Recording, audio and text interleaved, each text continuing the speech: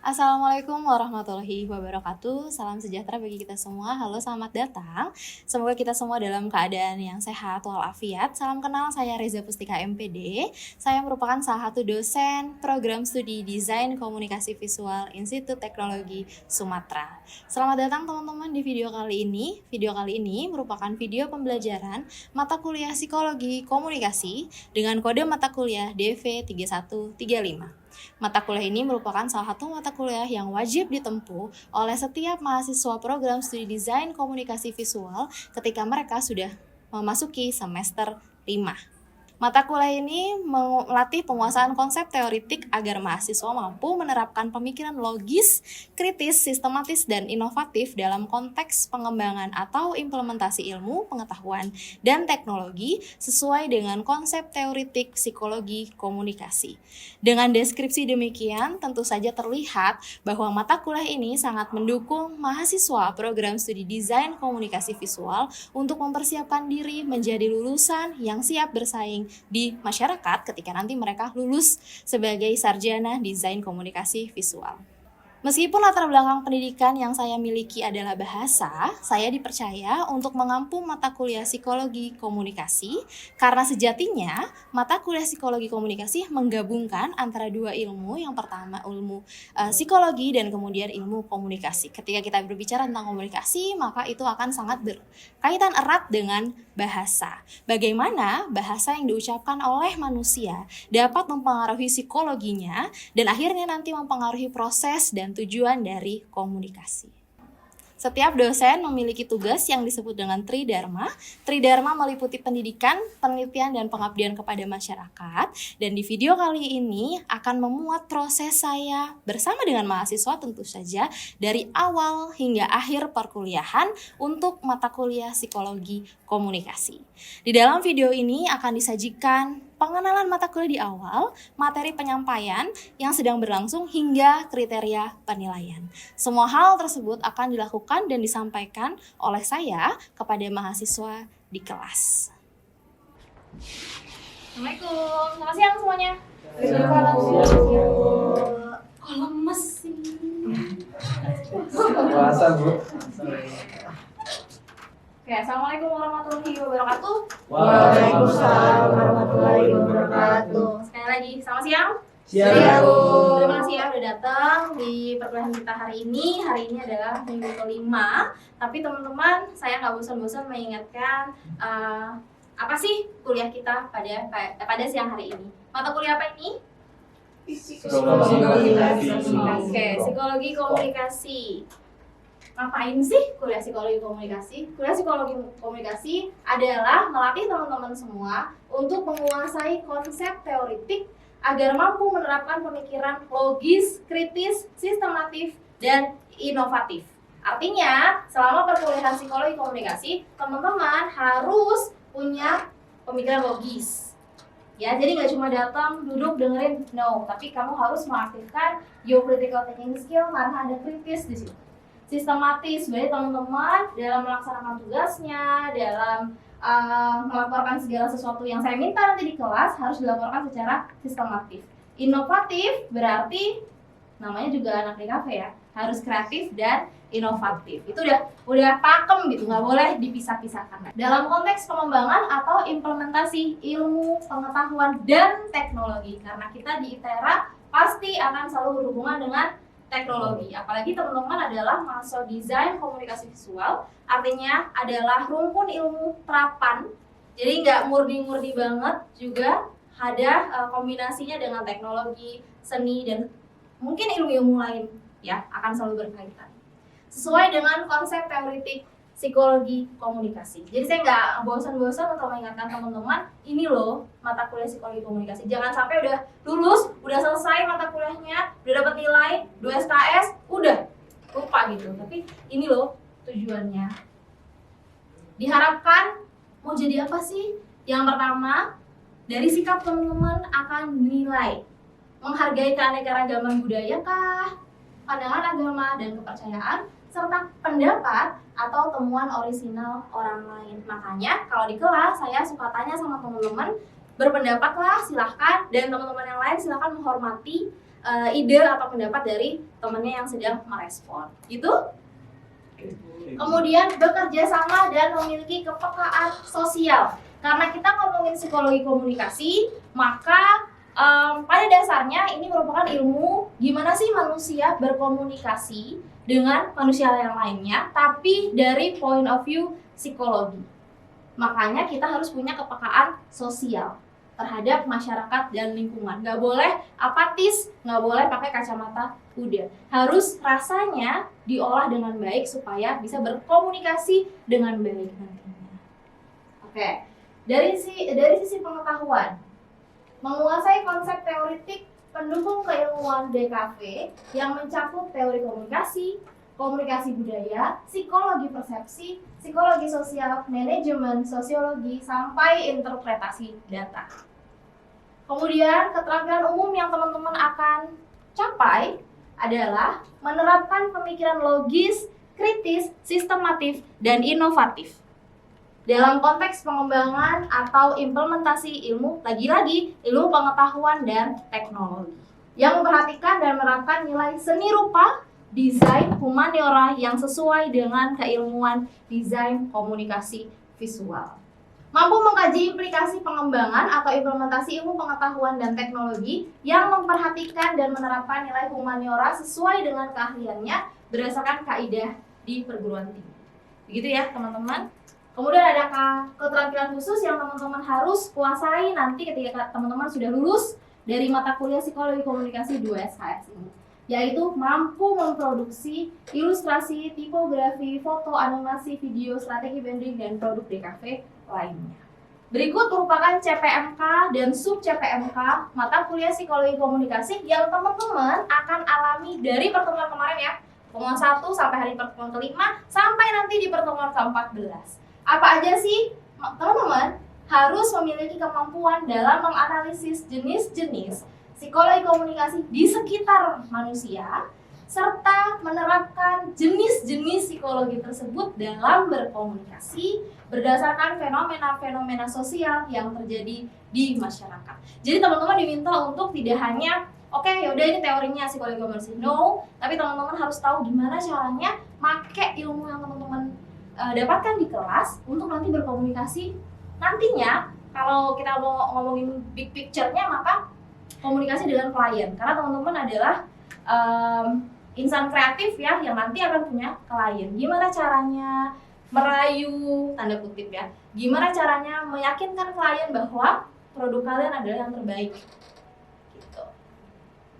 Kita punya sub CPMK 1 sampai 6 yang akan di cover dari pertemuan 1 sampai pertemuan ke-14. Khusus hari ini teman-teman, kita fokus ke sub CPMK 2. Mahasiswa mampu menghubungkan psikologi warna di lingkungan sehari-hari. Sampai situ udah ada clue-nya bahwa hari ini kita akan membahas tentang psikologi warna. Oke. Sebelum ke situ, ini dia tugas yang akan teman-teman lakukan dari awal sampai akhir semester. Ada tugas kelompok dan tugas individu. Di akhir pertemuan ini, teman-teman juga akan saya berikan tugas. Oke, don't worry. Nah ini, untuk mencapai nilai A, maka teman-teman harus memiliki nilai mutu sekian dan nilai akhir sekian. Dengan presentasi gimana? Penilaian kehadiran 10%. Hadir semua hari ini? Oke. Kemudian ada UTS 30%, UAS 30%, dan tugas 30%. Clear teman-teman? Clear. Oke, kalau gitu kita masuk ke activity hari ini yang akan dibagi menjadi beberapa sesi. Yang pertama penyampaian materi oleh saya, dan tentu saja kita akan interaksi ya, akan diskusi, kemudian ada pemberian tugas dan evaluasi.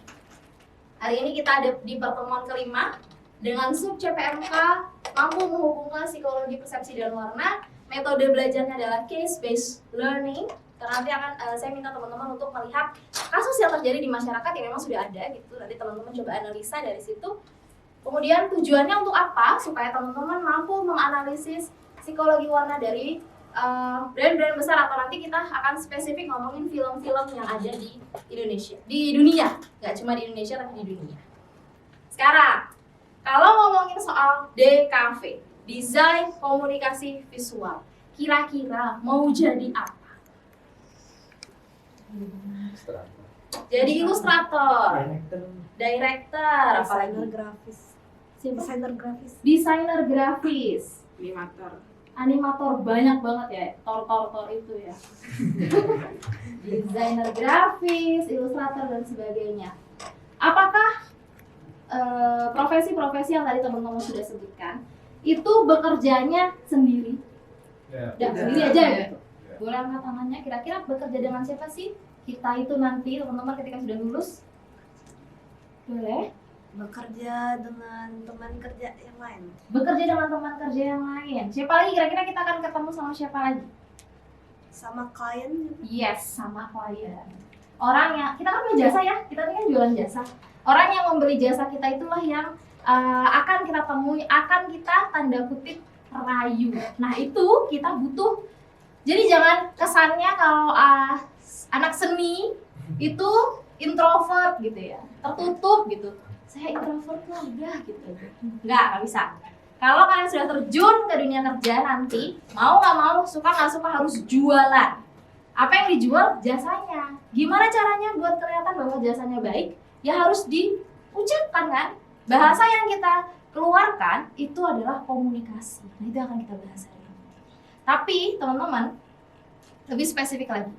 Beberapa profesi yang teman-teman sudah sebutkan tadi punya karyanya masing-masing, betul? Iya. Karya-karya tersebut kira-kira apakah manual atau digital? Bisa dua-duanya? Bisa dua-duanya. Oke, bisa dua-duanya.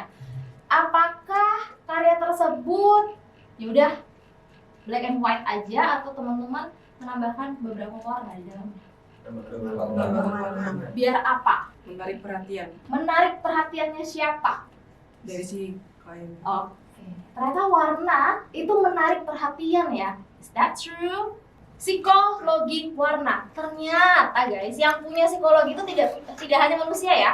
Warna itu punya psikologinya. Kalau kata Hana tadi, ya warna karya harus berwarna biar menarik bagi klien gitu ya. Karena penelitian tentang psikologi warna mengeksplorasi bagaimana warna mempengaruhi emosi, persepsi, perilaku, dan psikologi manusia. Loh, bisa ya? Is that true? Apakah benar warna mempengaruhi hal-hal tersebut, emosi, persepsi, perilaku, dan psikologi? Warna memiliki dampak emosional yang kuat kepada konsumen. Penggunaan warna yang tepat dapat mempengaruhi perasaan dan asosiasi yang timbul dalam pikiran konsumen. Kalau saya bilang warna merah, asosiasi teman-teman apa? Produk apa? Marah, emosinya marah. Membara. Kalau warna biru? Damai. Dingin. Cool gitu ya, oke. Jadi warna bisa mempengaruhi emosi, persepsi, perilaku, dan psikologi manusia. Ada pertanyaan sampai sini? Nama aku Dian, NIM-nya 1213-4439. Mau tanya sebenarnya gimana caranya warna-warna ini bisa punya pengaruh ke suasana hati manusia? Sebenarnya gimana? Sebenarnya gimana sih teman-teman? Ada yang mau bantu jawab pertanyaannya Dian? Saya kalau menurut saya sendiri kan tadi sesuai dengan contohnya warna itu dapat mempengaruhi ya tadi kayak contohnya warna merah dia tuh kayak berani dan sebagainya sama juga tapi tergantung juga persepsi orang masing-masing. Ada juga kayak warna kuning oh dia tuh ceria tapi di beberapa tempat warna kuning ternyata tuh duka gitu kan.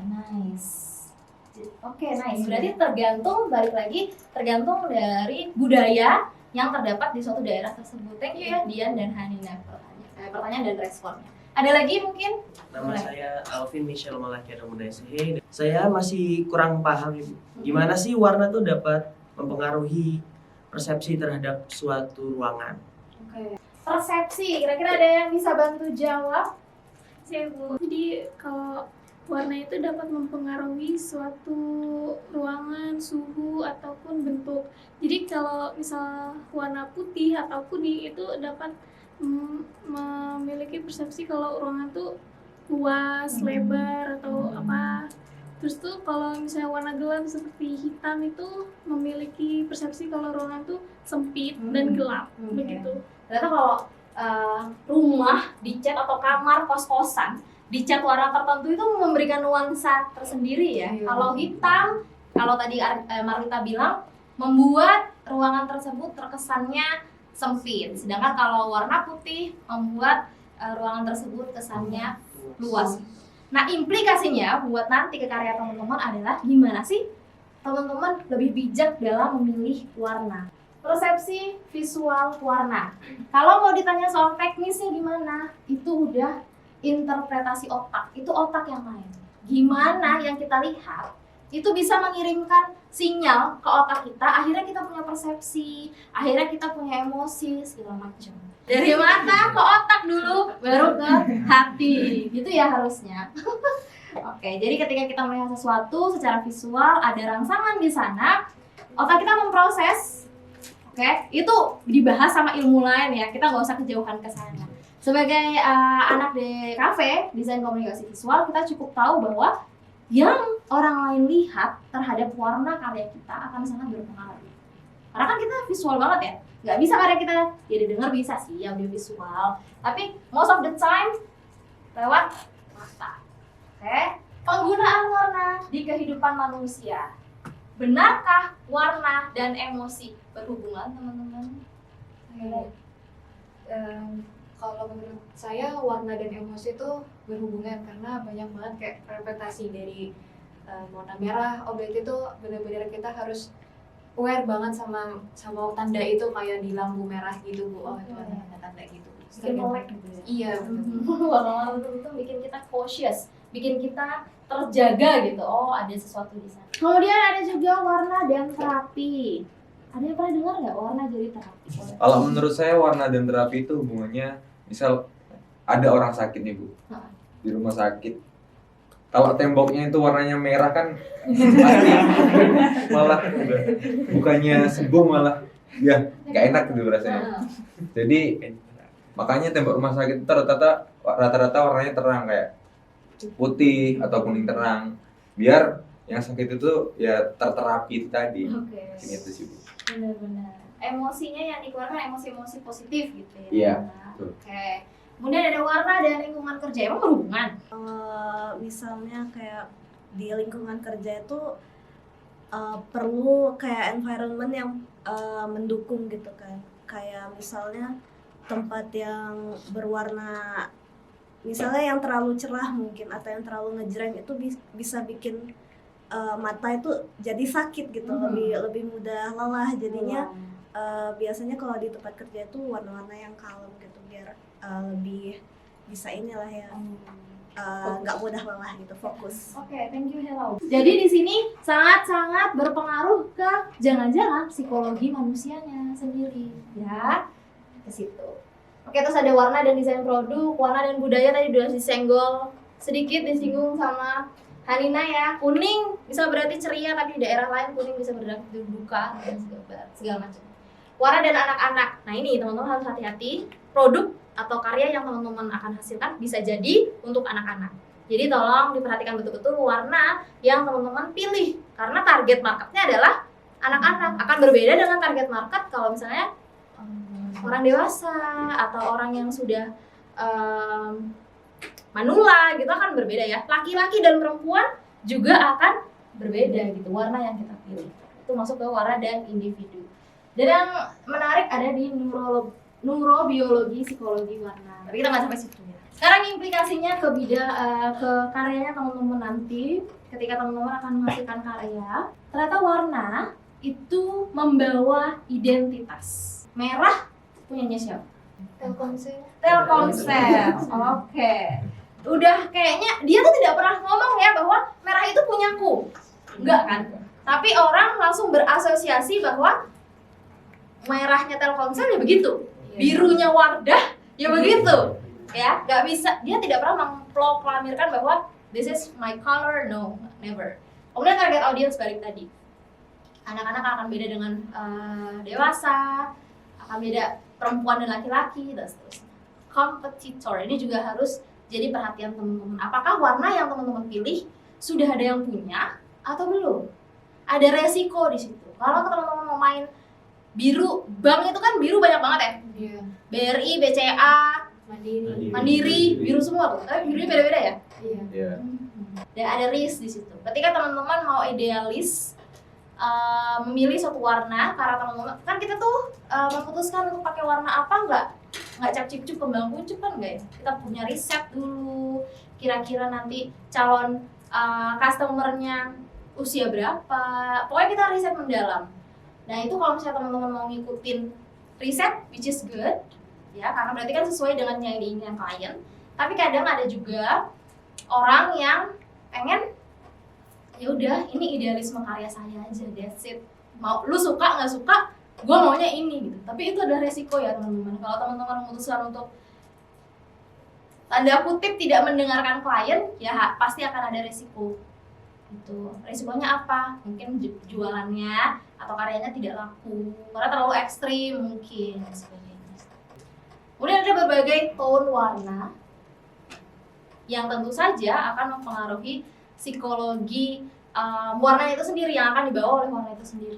Sebenarnya warna-warna ini kenapa masuk di dalam materi psikologi komunikasi? Karena komunikasi itu tidak hanya sekedar apa ya, nggak cuma verbal, tapi secara visual kita juga harus tahu apa sih yang ingin dikomunikasikan oleh siapapun, kreatornya kah atau siapakah yang memilih warna tersebut. Ada pesan yang ingin disampaikan. Komunikasi itu kan itu ya, ada pesan yang ingin disampaikan dari saya ke kalian gitu misalnya, atau ke kalian, dari kalian ke saya, tapi tidak melalui kata, tapi melalui warna. Sekarang teman-teman, kita sudah membahas tentang materi psikologi warna. Sekarang bawa laptop semua ya, saya lihat. Boleh dicari film-film yang teman-teman suka untuk dianalisis warnanya dan pesan atau komunikasi apa yang teman-teman bisa tangkap dari film tersebut.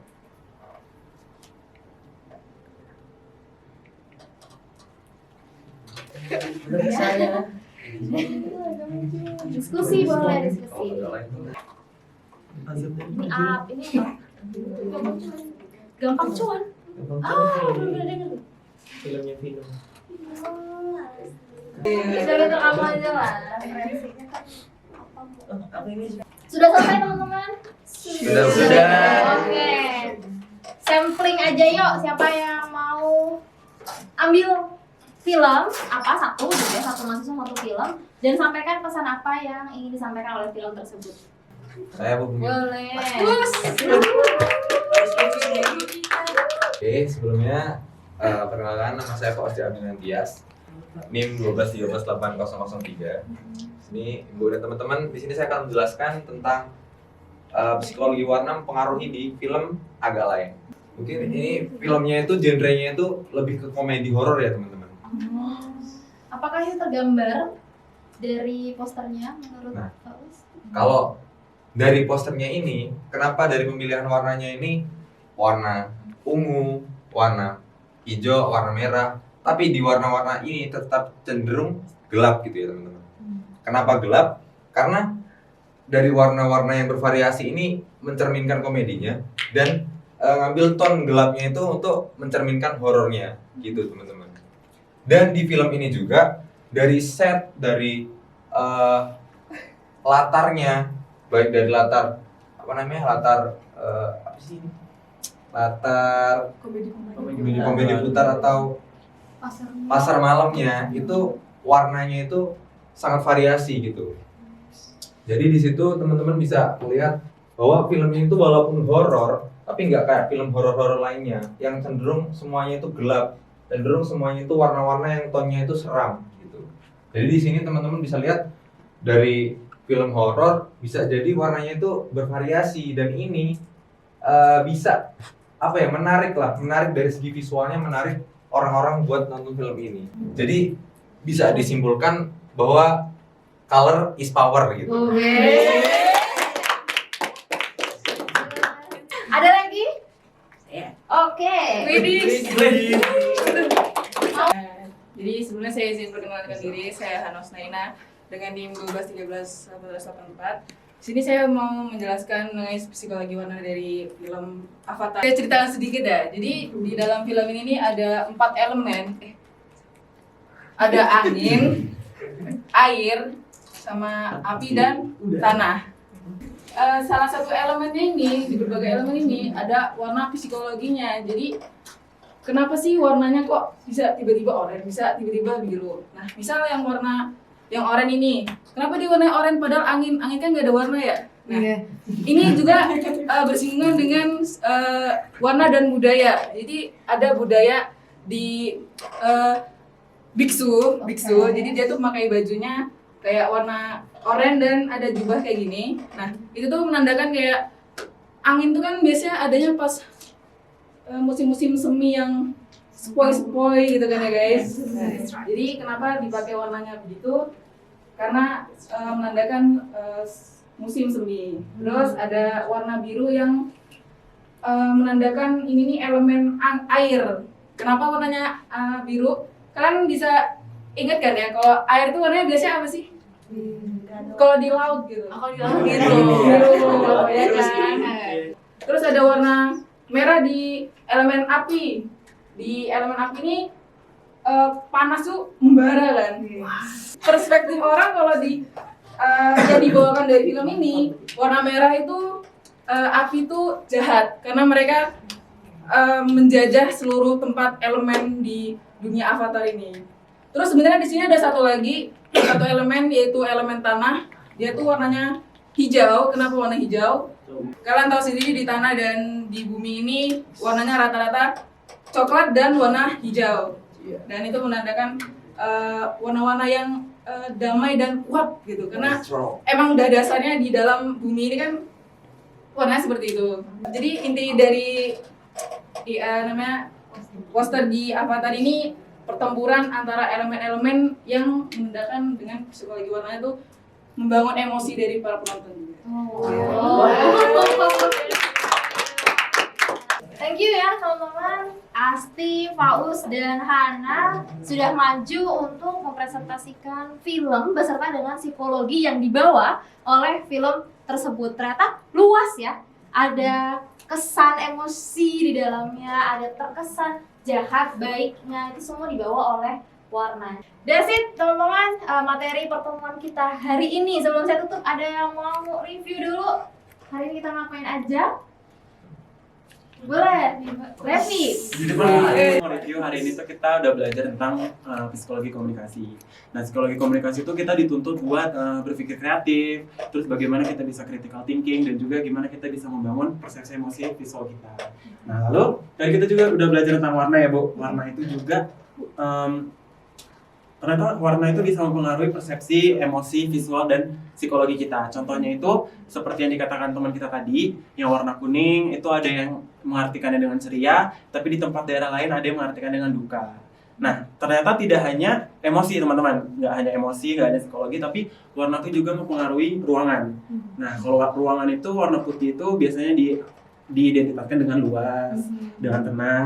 Kalau warna hitam itu lebih sempit, misterius, nah seperti itu.